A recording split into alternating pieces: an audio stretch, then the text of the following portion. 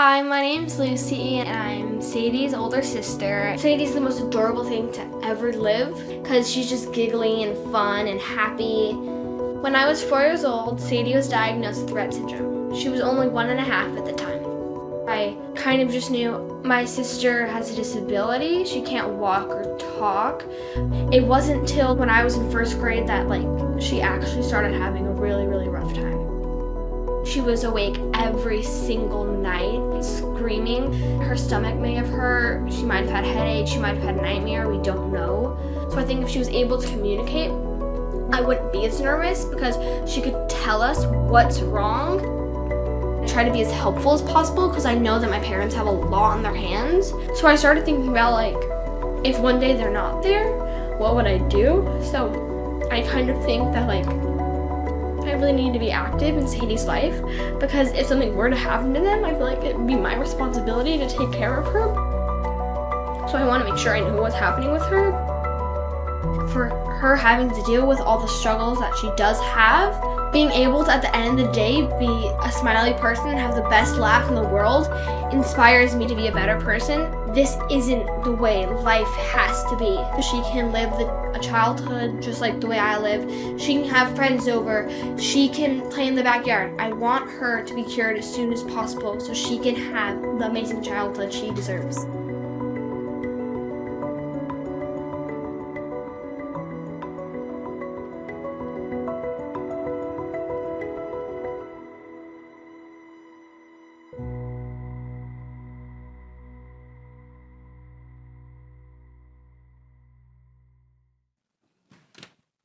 Hi, I'm Stephanie Bohn, an RSRT trustee and mom to an 11-year-old girl named Sadie who lives with Rett syndrome. I'd like to take you back to July 2nd, 2015, a day that is seared in my memory. We were on vacation, getting ready to head out for dinner, and I decided to check my email one last time. And there it was, an email I was not supposed to receive from a genetic testing company with the results of a test we had ordered a few weeks prior. The report was full of words I didn't know what they meant. I had never seen them before, like R255X and sporadic and pathogenic, MECP2, Rett syndrome. Was this okay, I wondered? Was this terrible? I didn't know what I was looking at, so my fingers just started ferociously typing words into Google. And what I saw took my breath away. I lost my balance. I literally fell on the floor. And in a panic, I called the genetic testing company, the neurologist, our pediatrician, but it was a holiday weekend and no one was answering the phone. Everything was closed. So for 3 days, my husband and I stared at each other in shock, crying, looking at Sadie and imagining what would this mean for her life and for ours. How did we get here? I mean, she was at the time healthy and social and she was speaking a few words, but she was late to crawl and her grip on her bottle was inexplicably weak. So we had consulted a neurologist who thought we were being neurotic parents, but she agreed to run a battery of tests just to see if there was anything to rule out. And now we know there was. In my desperation, I started calling research labs across the country. I sounded totally crazy. I was a lunatic, and I'm so sorry for anyone watching this video if you were a recipient of one of my messages. I suppose, fortunately, no one answered until one person did. It was Sunday at around 9 p.m., and Monica Coonrads picked up the phone. She listened to me. She explained calmly what Rett syndrome was, what MECP2 means and does.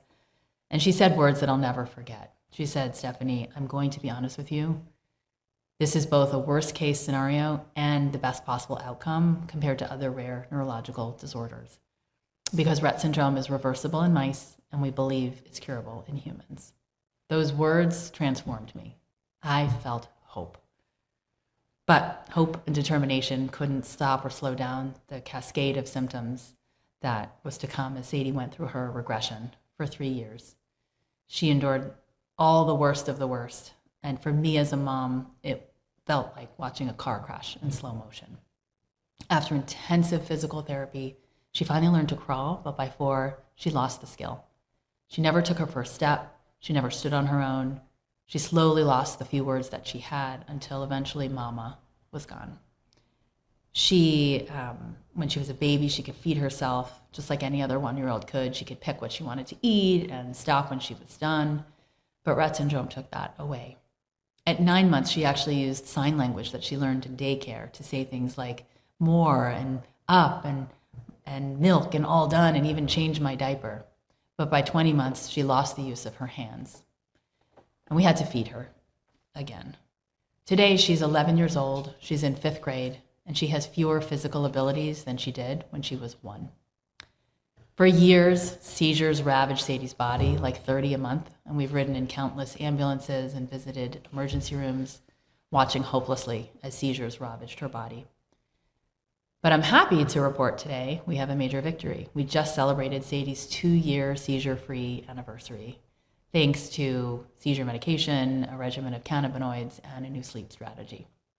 But still, Sadie needs constant care. She needs 24/7 supervision. Her cries can be anguished, and they can last for hours. And they fray our nerves, they disrupt our sleep, our work, and if I'm honest, our sanity at times. Sadie also has an older sister, Lucy, who is affected by this as well. She grew up with screams in the house and watching her sister suffer, and I know that trauma will live with her forever. But yet, Sadie, she pushes forward. She walks almost every day on a treadmill using a robotic exoskeleton called a Trexo, and she is about to hit her 1 millionth step, which I tell her is the equivalent of summiting Mount Everest 30 times, and that really motivates her. Sadie also uses a stander during meals when she's watching TV in order to bear weight on her bones to fight scoliosis and to promote growth. When she was 8, she got a G-tube placed because she wasn't drinking enough water and she was clinically dehydrated. But here is the cruelest truth about Rett and about Sadie. She's smart. She knows what she's lost. She's aware of what she can't do. She sees her classmates at school running around and playing and forming friendships, and she's left to the side as an observer. It's isolating, it's lonely, and it's heartbreaking. And as she enters her preteen years, I worry even more that she will have, diminished self-esteem and about the toll of knowing about how her body betrays her and of the burden of comparing herself to other kids who can do so much more than she can do. She doesn't get invited to any birthday parties. She misses out on so much, school trips, you name it. It's really hard on her. But still, she shines. She has the most infectious giggle. She rolls her eyes at me like only an 11-year-old can. She loves Taylor Swift and Harry Potter. And in the past year, she's tried adaptive surfing, ziplining, and she's ridden a roller coaster. She loves her big sister fiercely. She's stubborn and present. Sadie's just trapped in a body that doesn't work. And this is why your work matters so deeply. It's not about treating symptoms or halting decline. It's about reversal. Imagine giving Sadie and so many others back the skills that they lost so they can reclaim their independence. Thank you for choosing this field. Thank you for your ambition, your creativity, your collaboration, and your persistence. Thank you for believing that our kids are worth it. Sadie's really happy that I'm sharing my remarks with you today. I think she'd rather me be in Boston to be rid of me for a few days. When you return to your labs and your offices and your boardrooms, please remember Sadie. Behind every data set, every vial, and every decision, there are families like ours and kids like Sadie longing to be set free from Rett syndrome. Thank you for the work you're doing. Enjoy the rest of the conference.